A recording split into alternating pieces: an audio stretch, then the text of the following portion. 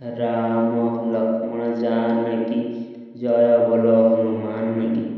ବନ୍ଧୁଗଣ, ଯଦି ଆପଣମାନେ ପ୍ରଭୁ ହନୁମାନଙ୍କୁ ଭକ୍ତି କରୁଥିଲେ କିମ୍ବା ବିଶ୍ୱାସ କରୁଥାନ୍ତି, ତେବେ ଭିଡ଼ିଓଟିକୁ ଶେଷ ପର୍ଯ୍ୟନ୍ତ ଦେଖନ୍ତୁ। ଅନେକ ଲାଭ ମିଳିବ। ହନୁମାନଙ୍କୁ ଯିଏ ବିଶ୍ୱାସ ରଖି ପୂଜା କରିଛି, ହନୁମାନ ତା ଡାକ ନିହାତି ଶୁଣନ୍ତି। ହନୁମାନଙ୍କୁ ପୂଜା କରିବା ପୂର୍ବରୁ ଶ୍ରୀରାମଙ୍କୁ ଡାକିବା ଉଚିତ, କାରଣ ହନୁମାନ ପ୍ରଭୁ ଶ୍ରୀରାମଙ୍କର ପରମ ଭକ୍ତ। ଯିଏ ରାମ ନାମ ଜପେ, ଶ୍ରୀରାମଙ୍କର ଆଶୀର୍ବାଦ ସହ ହନୁମାନଙ୍କ ଆଶୀର୍ବାଦ ନିହାତି ଭାବେ ମିଳିଥାଏ। ରାମ ନାମ ଜପ କରୁଥିବା ବ୍ୟକ୍ତି ପାଖରେ ହନୁମାନ ସଦା ସର୍ବଦା ଥାଆନ୍ତି। କିଛି ବି ଅସୁବିଧା ବାଧାବିଘ୍ନ ଆସେ, ହନୁମାନ ସେ ସବୁ ଅସୁବିଧାକୁ ଦୂର କରିଥାନ୍ତି। ଯଦି ଆପଣମାନଙ୍କର ଜୀବନରେ ଦୁଃଖ କଷ୍ଟ ଲାଗି ରହିଛି, ତେବେ ବଜରଙ୍ଗବାଲୀଙ୍କୁ ଆରାଧନା କରନ୍ତୁ। ଦେଖିବେ ଆପଣଙ୍କର ସମସ୍ତ ଦୁଃଖ ଦୂର ହେବ। ହନୁମାନଙ୍କର ଏକ ମହାଶକ୍ତିଶାଳୀ ମନ୍ତ୍ର ଅଛି। ଯଦି ଏହି ମନ୍ତ୍ରଟିକୁ ଏକାନ୍ତ ଭାବରେ 108 ଥର ଆପଣ ଜପ କରୁଥିବେ, ତେବେ ଆପଣଙ୍କର ସମସ୍ତ ଦୁଃଖ କଷ୍ଟ ଦୂର ହେବା ସହିତ ମନସ୍କାମନା ପୂର୍ଣ୍ଣ ହେବ। ହନୁମାନଙ୍କୁ ପୂଜା କରିବା ପାଇଁ ମଙ୍ଗଳବାରଟି ଅତ୍ୟନ୍ତ ଶୁଭ ହୋଇଥାଏ।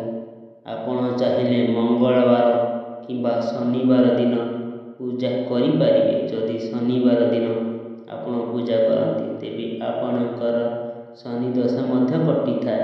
ଏହି ଦିନଟି ପ୍ରଭୁଙ୍କୁ ପୂଜା ଅର୍ଚ୍ଚନା କରିବା ପରେ ଆପଣ ହନୁମାନଙ୍କୁ ଭକ୍ତି କରି ନିଜର ମନୋବାଞ୍ଛା ପ୍ରଭୁଙ୍କୁ ପ୍ରକାଶ କରନ୍ତୁ। ଏହିଭଳି ପ୍ରଭୁଙ୍କୁ ସ୍ମରଣ କରି ଡାକିଲେ ପ୍ରଭୁ ଆପଣଙ୍କର ଡାକ ନିଶ୍ଚୟ ଭାବରେ ଶୁଣନ୍ତି, ଆଉ ଘରର ସମସ୍ତ ସୁଖ ସମୃଦ୍ଧି ବଢ଼ିଥାଏ, ଆଉ ଆପଣଙ୍କର ମନସ୍କାମନା ପୂର୍ଣ୍ଣ ହୋଇଥାଏ। ହନୁମାନଙ୍କୁ ଯେକୌଣସି ବ୍ୟକ୍ତି ମନରେ ଭକ୍ତି ଏବଂ ପୂଜା ଅର୍ଚ୍ଚନା କରିଥାଏ, ତାର ସବୁ ଦୁଃଖ କଷ୍ଟ ପ୍ରଭୁ ହରଣ କରିଥାନ୍ତି। ଏବେ ଜାଣିବା ସେହି ଚମତ୍କାରୀ ମନ୍ତ୍ର ବିଷୟରେ। ମନ୍ତ୍ରଟିକୁ ମନ ଧ୍ୟାନରେ ଶୁଣନ୍ତୁ କିମ୍ବା ନୋଟ୍ କରି ନିଅନ୍ତୁ।